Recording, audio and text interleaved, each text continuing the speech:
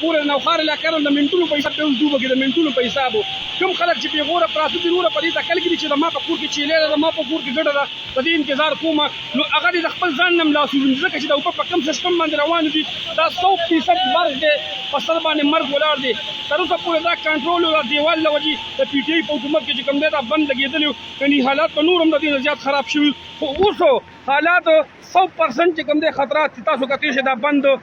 مات شوی دی او اوبه په کم لیول باندې روانې دي دا وګوره دا دریای کابل دی تاسو کتلی شئ قدرمنو دا دریای کابل او دا بند چې کوم دی اچانک اوښتېدو د اوبه په کم رفتار باندې چې روانې دي نو دا 100% چې کوم دی په مرګ په سر باندې ولاړ دی هغه خلک د کورونو نه رانوباسي کوم خلک چې په دې فکر کوي بھائی زما په کور کې ګډه ولاړه ده زما په کور کې پیسې کالي ده بھائی ځانونه مرګ ته مې حساب وایي د غریبي طبقې د ناچارې طبقې خیال وساتئ وروره دې خوا چې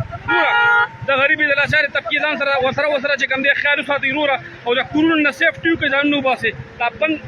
تاسو کتلی شئ څونه خطرناک پوزیشن کې روان دي د اوبو ته وګوره د اوبو د سیستم ته وګوره دا دریای کابل په کوم پوزیشن کې چې دا روان دي اوبه ډېرې زیات دي ډېرې زیات دي انتهایي زیاتې اوبه روانې دي انتهایي تاسو کتلی شئ وروره دا بند دا د سیلاب په شکل کې نه دی د سیلاب نه زیات خطره ځکه ده چې داسې اوبه چې ما په زندګۍ کې دي ویلي دي دا اوس چې په کوم سیستم کې د اوبه روانې دي او دغه پورې نوخار دغه علاقې خو مکمل مطلب دا دی دا منټونو په حساب به اوس چې کوم دی غرقه شي تباه شي ډوبه به شي